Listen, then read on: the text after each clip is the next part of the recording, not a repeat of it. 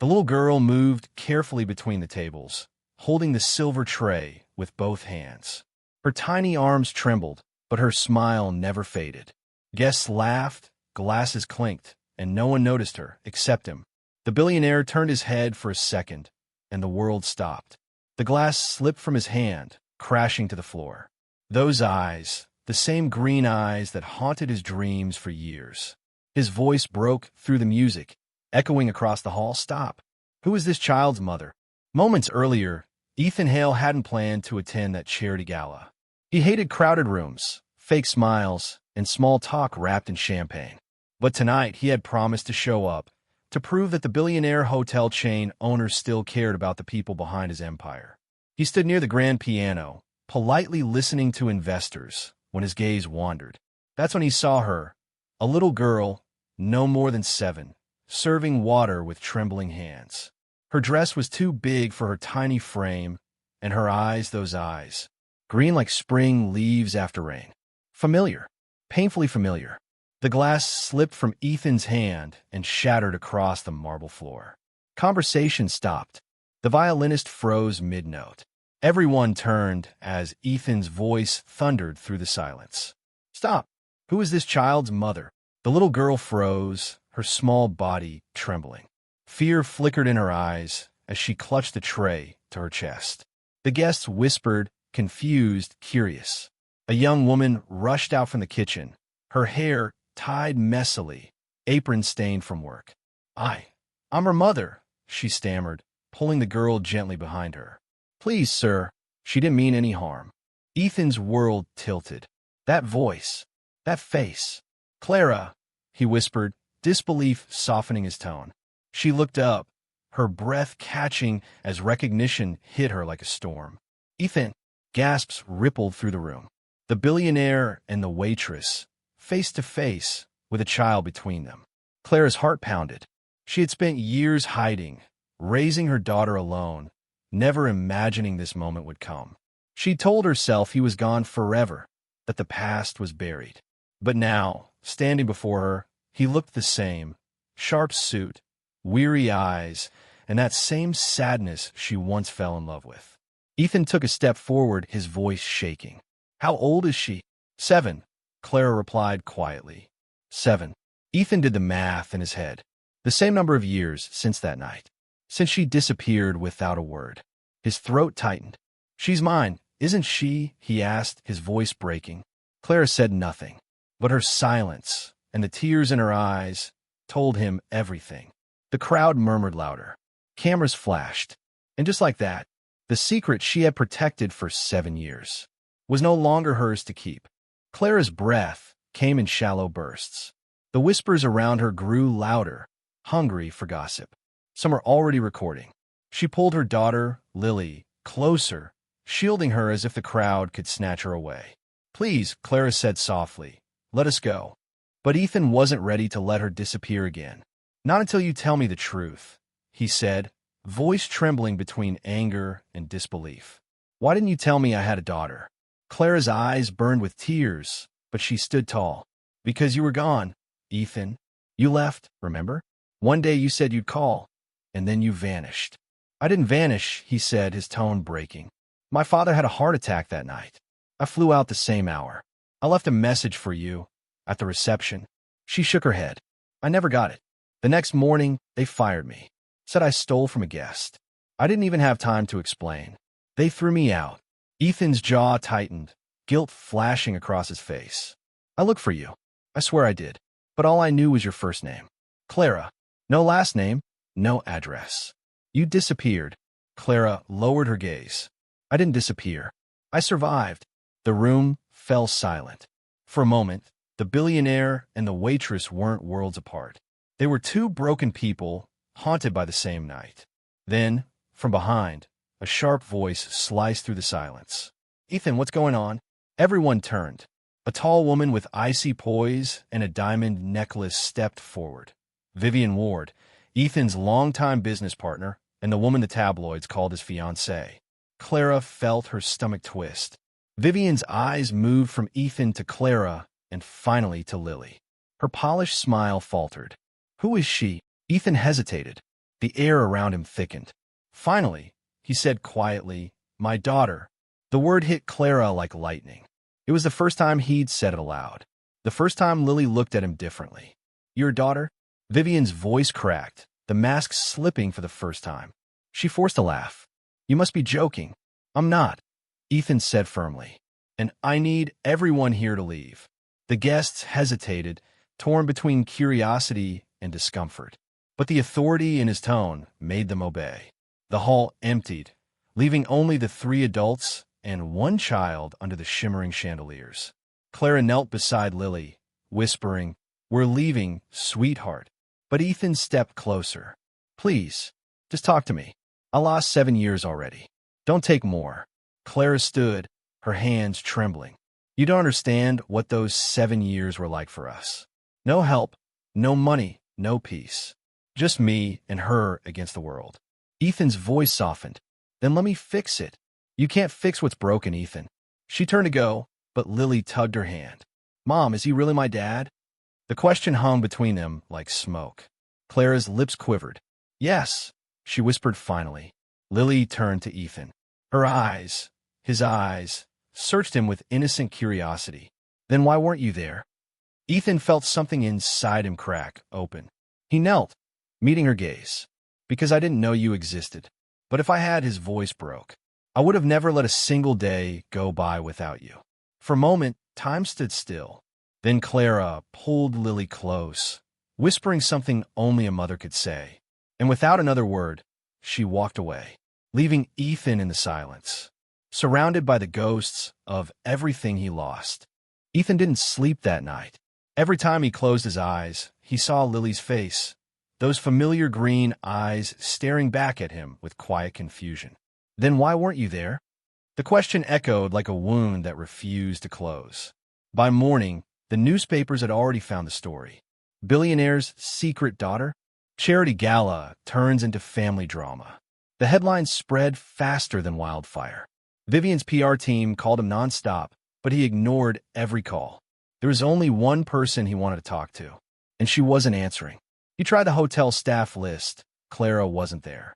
He called every department until someone mentioned a single clue. She quit this morning. Didn't even take her last paycheck. Ethan grabbed his keys and drove without a plan. For the first time in years, he wasn't thinking about meetings or shareholders. He was thinking about a little girl who served water with trembling hands and a woman who had once believed in him. It took him 3 days to find her. She was living in a small neighborhood on the edge of the city, paint peeling off the walls, kids playing soccer barefoot in the street. He parked in front of a rundown apartment block and climbed the stairs 2 at a time. When she opened the door, her face went pale. "Ethan, what are you doing here?" "I needed to see you," he said softly. To see her.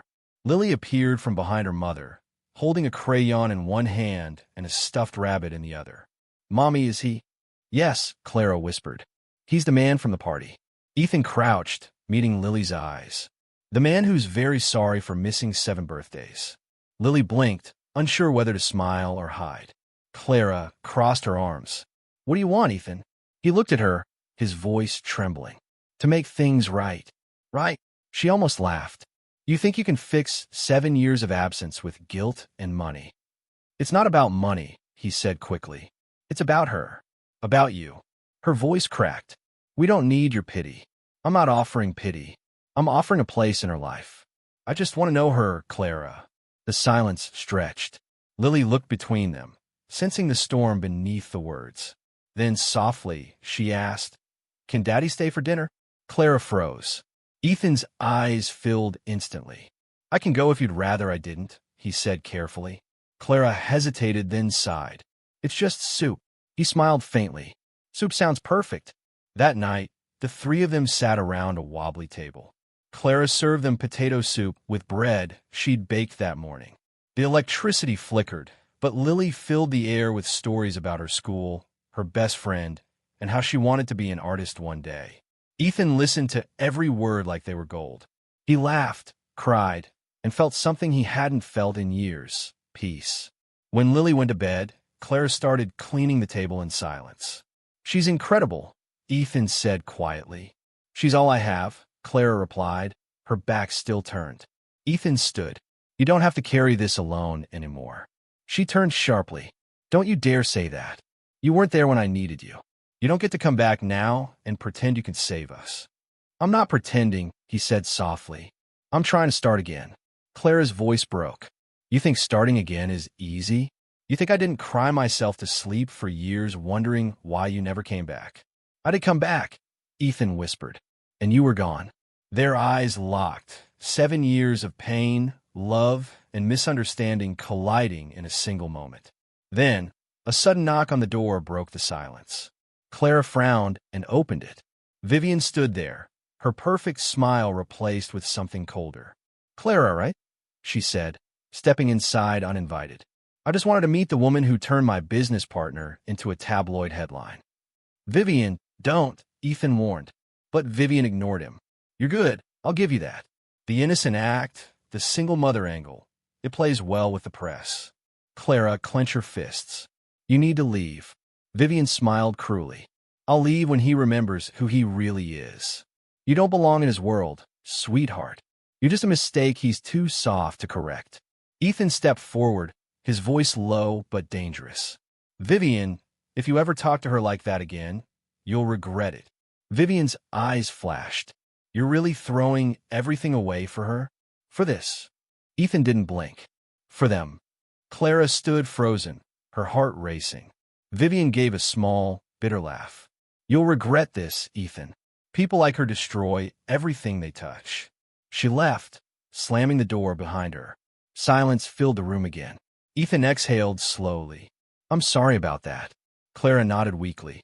She's right about one thing, she said, tears falling quietly. I don't belong in your world. He took a step closer. Then let me bring my world to yours. She looked up at him, disbelief flickering behind the pain. Why, Ethan? Why now? Because I finally realized, he said, voice raw, that all the money I've made means nothing if I can't share it with the two people who were supposed to be my home. For the first time, Clara didn't look away. And for the first time, Ethan saw something in her eyes other than anger. A flicker of hope she was too afraid to feel. The next morning, the sky was gray, and the air heavy with silence. Clara hadn't slept. The words Vivian threw at her last night replayed in her head like poison. You don't belong in his world. Maybe she was right. Ethan had stayed awake too, sitting in his car outside the apartment, afraid that if he drove away, she'd disappear again. By sunrise, he knocked softly on her door. Clara hesitated before opening it. Her eyes were swollen, her voice weak. Ethan, it's too early. I know, he said, holding out a paper bag. Breakfast. Pancakes. Lily said they're her favorite. Her lips parted, but no sound came. She stepped aside, letting him in. Lily ran from the small bedroom in her pajamas. Daddy! The word hit Ethan like light breaking through a storm. He knelt, arms wide. Lily hugged him tightly, her laughter echoing through the small room. For the first time in years, Clara saw her daughter truly happy. That morning was different. Simple. Human. Lily dipped her pancake in honey and told Ethan all about school projects, art class, and how she wanted to draw castles like in movies. Ethan listened as if each word was a miracle. When Lily left for school, the silence between him and Clara returned. What do you want from us, Ethan? She asked finally. He met her gaze. Not from you. With you. I want to help. I want to be here. Her eyes softened, but only for a moment. You think you could just walk in and rebuild what's gone? No, he admitted, but I can start with what's left. Before she could answer, a loud knock shattered the fragile calm. Clara opened the door and froze. 2 men in suits stood there. Mrs. Clara Brooks? One asked. You're being placed under suspension, pending investigation. There's been a report of theft from the hotel you used to work at. What? Clara's voice trembled. That's impossible. I didn't take anything. Ethan stepped forward, anger rising. Who filed this report? The man hesitated. Anonymous, sir. But the evidence came from the hotel's management office. Ethan's jaw tightened. He knew exactly who was behind this. Vivian. Within an hour, he was at his office, fury burning beneath his calm exterior. He stormed through the glass doors of the executive suite. Vivian was there, pretending to type on her laptop. You framed her, he said, voice low and cold. Vivian looked up, feigning innocence. I don't know what you're talking about. Don't play with me.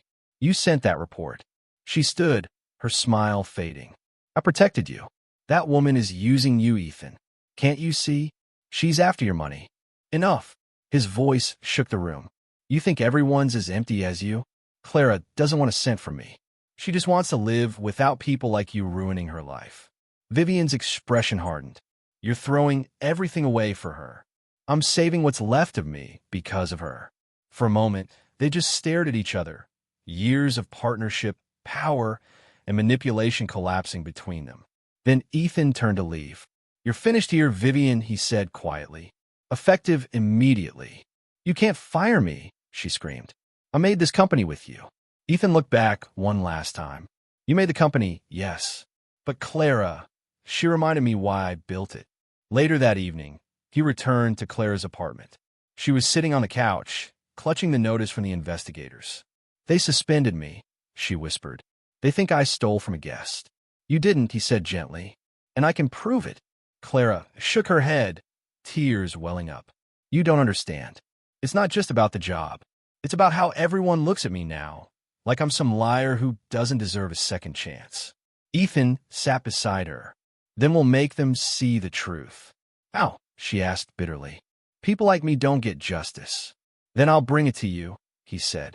The next day, Ethan arrived at the hotel with his legal team and a stack of documents. He demanded a full audit. Within hours, the truth came out.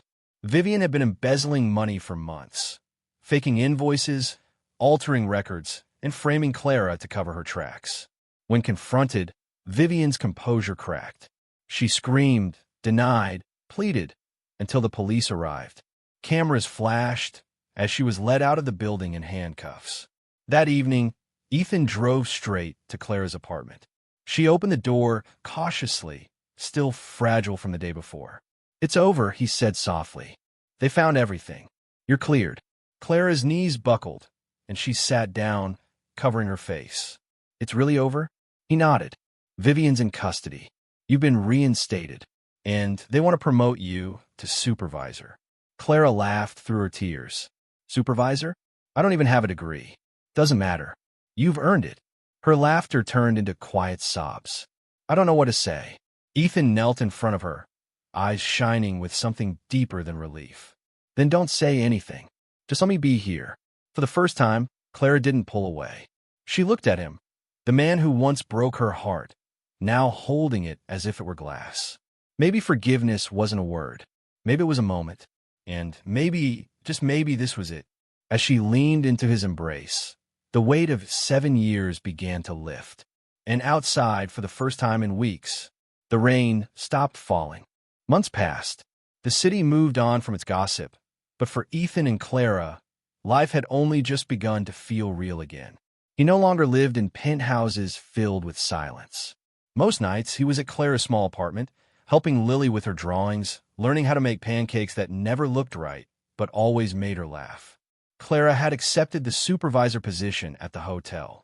Her confidence grew every day. She wasn't just surviving anymore. She was standing tall. One evening, as the sunset painted their kitchen gold, Lily showed them a picture she had drawn. It was of 3 stick figures holding hands beneath a bright yellow sun. On top, in shaky handwriting, it read, "My family." Ethan smiled, blinking away tears. "That's beautiful, sweetheart." Lily tilted her head. "Does that mean we're family now?" Clara met Ethan's eyes, a faint, nervous smile crossing her lips. "What do you think?" she asked softly. He took her hand gently. "I think we already are." A few weeks later, Ethan surprised them both. He had turned one of his hotels into a community program for single mothers, a project inspired by Clara's story. It offered childcare, education, and jobs for women who had once been told they'd never get a second chance. When the press asked what motivated him, Ethan smiled and said only one sentence. Because sometimes the people we think we're saving end up saving us. That night, Clara and Ethan stood on the hotel balcony, watching the city lights shimmer below. Lily was asleep inside, clutching her stuffed rabbit. "You changed everything," Clara said quietly. "So did you," he replied. You reminded me what matters. She looked at him for a long moment. The man she once lost was gone. The one standing before her was someone entirely new, still imperfect, but real, raw, and hers. When he leaned in, she didn't pull away. Their lips met softly, not like a first kiss, but like the last piece of a long, unfinished story finally finding its place. And for the first time in years, Clara didn't feel like she was falling. She felt like she was home.